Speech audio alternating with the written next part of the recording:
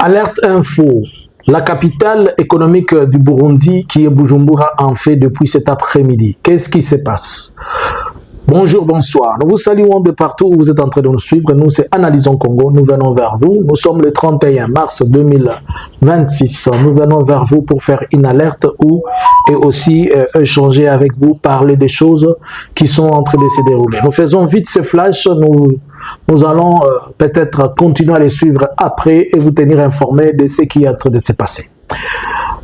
Bujumbura, depuis cet après-midi, ça a commencé aux environs de 16h heure locale, entre 16h et 17h. Il y a eu plusieurs bombardements, plusieurs échanges de balles réelles, de tirs de rafales qui sont sentis dans la capitale économique. Vous devez comprendre que Bujumbura n'est pas la capitale politique, c'est la capitale économique. La capitale politique du Burundi s'appelle Gitega. Et c'est là où se trouve le président. Mais en ce qui concerne cette situation, on nous parle de plusieurs, selon nos contacts locaux et selon nos correspondants, tout le monde est enfermé à la maison, il y a beaucoup de tirs nourris, ainsi qu'alarmes automatiques. On ne sait pas exactement ce qui se passe, on ne sait pas exactement vous dire qui sont en train d'échanger ces tirs, avec qui s'attaquent. Mais ce qu'on sait, c'est que Burundi, depuis un certain temps, Burundi vit une pression pas comme possible, bien qu'elle n'est pas dite sur le plan médiatique. Alors, déjà, nous pouvons soupçonner certaines choses, qu'à l'interne, il y a des choses qui bouillonnaient, et aussi à l'externe. Si nous allons à l'interne, le secrétaire du parti au pouvoir, celui du président Ndayishimiye, avec le président Ndayishimiye, ils se sont toujours tiraillés et vous allez comprendre que c'est le parti au pouvoir qui a plus d'autorité que Ndayishimiye. Et c'est le parti, donc, si on peut dire l'Augustin Kabouya du Burundi, c'est celui-là qui a beaucoup plus d'influence et c'est lui qui donne beaucoup plus d'injonctions que le président. Il a toujours gardé cette tendance, bien qu'il garde la tendance du gouvernement, mais il a toujours été la pièce compliquée ou la pièce qui roule sur beaucoup de choses. Et dans la politique de Ndayishimiye vis-à-vis du Burundi, ce dernier a toujours trouvé que Ndayishimiye ne conduit pas bien les choses et que Ndayishimiye devrait être remplacé. Mais on a toujours pensé à une formule aussi lente. Mais là, hélas, on ne sait pas. Par ailleurs, il faut comprendre que le Burundi est confronté chaque fois à ces problèmes entre Hutus et Tutsis. C'est-à-dire, ceux qui sont au pouvoir aujourd'hui, ce sont les Hutus, mais les Tutsis aussi qui sont là dans les pays ne se retrouvent pas et ils aimeraient aussi se retrouver. Nous avons appris de plusieurs sources que les FDLR, aussi étant au Burundi, sont en train de recruter et les FDLR sont en train de former. Et cela devient automatiquement une menace pour la région. D'autant plus que la semaine qui vient de passer, l'Église catholique était en train de demander qu'il y ait la réouverture des frontières entre le Burundi et le Rwanda. Pour la simple raison que les frontières entre Burundi et Rwanda, les frontières terrestres sont fermées, mais les frontières aériennes sont ouvertes. Notamment, les avions, ils peuvent voyager. Vous pouvez prendre un avion, aller à Kigali, et de Kigali, vous revenez au Bujumbura sans problème. Mais les frontières terrestres étaient fermées. Mais est-ce que cela implique aussi des menaces fortes? Oui, puisqu'il y a beaucoup de tensions à la frontière entre le Rwanda et le Burundi. Ils se sont toujours tiraillés dans la forêt, ils se sont toujours tirés, et les choses semblent toujours être compliquées. Par contre, vous savez que depuis l'offensive où le M23 tentait de reprendre, de revenir à Uvira quand ils ont été provoqués depuis la semaine passée, le Burundi, avant cette période, nous vous avons dit que le Burundi avait récupéré ses forces. Et le Burundi avait fait retourner ses forces dans son pays.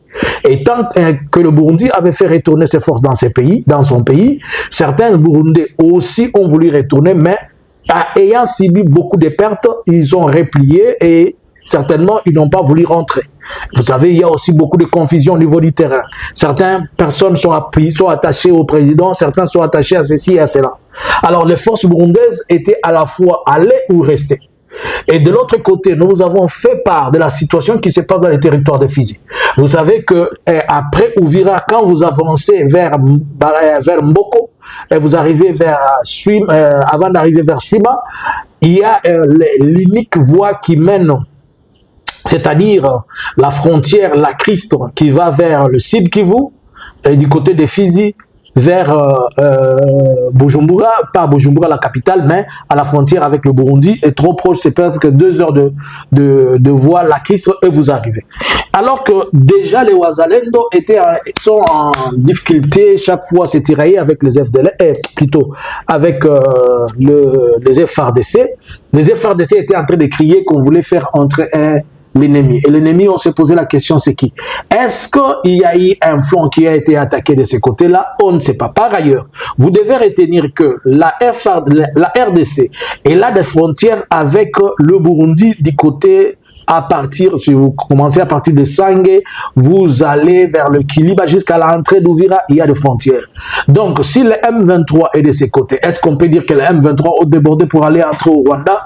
Point d'interrogation. Mais à ce que l'on sache, les M23 ont dit ils ne veulent pas provoquer l'AFC M23 ne veut pas provoquer le Burundi, il ne veut pas aussi faire la guerre avec le Burundi. Alors, c'est possible qu'il y ait un problème à l'interne, mais qu'il y ait aussi des ramifications à l'externe. Les troupes rwandaises ont-ils fait une incursion là-bas? Pratiquement impossible. Ces calculs, je ne pense pas. Par contre, il est possible qu'à l'interne, qu'il se crée quelque chose qui est en train de bouillonner. On ne sait pas qui peut être la personne qui attise le fait à l'interne, mais au niveau de l'interne, il y a toujours des situations qui ne sont pas bonnes. Il y a un élément qu'on a balayé, mais c'est un élément important. Récemment, le Burundi était en train de forcer les Africains à accepter la candidature de l'ancien président du Sénégal au poste du secrétaire général. Alors que le Burundi, dans sa façon de faire et dans sa façon de s'appliquer, il a demandé à son ambassadeur de déposer la candidature avant que les autres membres de l'Union africaine ne soient informés. Il y a eu des discussions entre le Burundi et d'autres ministres des Affaires étrangères, et le ministre des Affaires étrangères du Rwanda a fait porter les drapeaux pour dire que non, on ne devait pas permettre à ce qu'une personne nous dicte et nous impose ce qu'il veut. Donc, le Burundi veut à la fois avoir la place et la position au niveau de l'Union, au niveau plutôt comme elle est à l'Union africaine, il aimerait aussi avoir quelqu'un comme un tremplin au niveau des Nations Unies, afin que le Burundi, aussi comme le Burundi ne cesse d'accuser le Rwanda et ne cesse de dire que le Rwanda lui cause l'instabilité. C'est tout à fait normal qu'il y ait ça. Mais par ailleurs, il ne faut pas aussi négliger ce que sont en train de dire. Au Burundi, il y a beaucoup de FDLR. Est-ce que cela n'attise pas la curiosité et la demande et le besoin du Rwanda? Puisque si le Rwanda a des informations que les FDLR qui sont au Burundi, Ndayishimiye il y avait un plan de Ndayishimiye où Ndayishimiye avait demandé, voulu qu'on entasse les FDLR dans le site Kivu à partir de Sangue et d'autres troupes, pour que ces derniers viennent jusque vers Kamanyola et que lui donne une ouverture aux FDLR qui sont chez lui pour entrer au Burundi.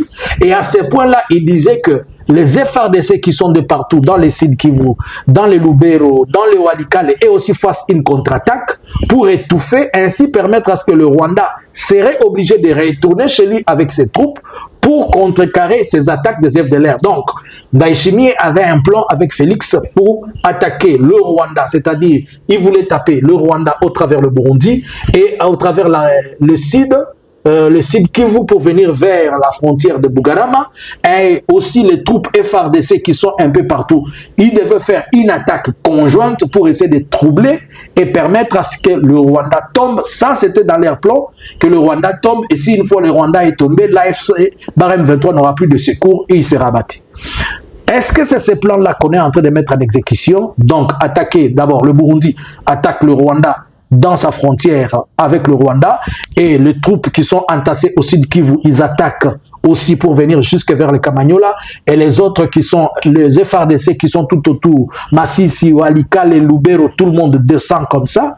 Ainsi, avec cet aspect, ça allait automatiquement obliger le Rwanda à mettre ses troupes en garde au Rwanda afin que le Rwanda ne soit pas attaqué, et comme il sera étouffé, le Rwanda sera selon lui mis à genoux et l'AFC pourra partir. Mais maintenant, est-ce que c'est ce plan qui est mis à l'exécution? Je ne sais pas. Et ce plan a été déjoué plusieurs fois et ce plan n'a pas marché. Ndayishimiye est revenu sur ça, mais ce sont des choses sur lesquelles Félix et Ndayishimiye sont assis. Maintenant, nous pouvons nous poser la question. Ce qui se passe au Burundi, bien que nous n'avons pas assez d'éléments pour vous dire que qui sont ceux-là qui sont en train de faire, mais ça présage, même si la situation sera maîtrisable, mais ça présage que le Burundi est assis sur le feu. Et Ndayishimiye lui-même est assis sur le feu, un fait à l'interne, un fait politique politique est un fait régional, puisque Ndayishimiye devient un problème pour beaucoup. Sa position au niveau de l'Union africaine, elle n'est pas prise comme une position pour tout le monde, elle est prise pour les fins. Surtout, il veut profiter de sa prise de poste à l'Union africaine pour faire ce qu'il veut, ce qui a toujours été sa vision et ses pensées. Par ailleurs, il sera très mal jugé que lui soit le président de l'Union africaine, mais étant le président de l'Union africaine, amener des situations contraignantes ou bien créer la confusion dans la région. Que pensez-vous? Est-ce que le Burundi pourra s'en sortir? Est-ce que le Burundi va se retrouver dans une situation qui va devenir trop dramatique dans les jours à venir? Est-ce que l'insécurité du Burundi va nous affecter? Ou bien le Burundi, on doit d'abord balayer ce qu'il y a au Burundi pour avancer avec les restes. À vous les claviers. Nous allons revenir après avec plus de détails. Bonjour, bonsoir. Analysins Congo subscribers.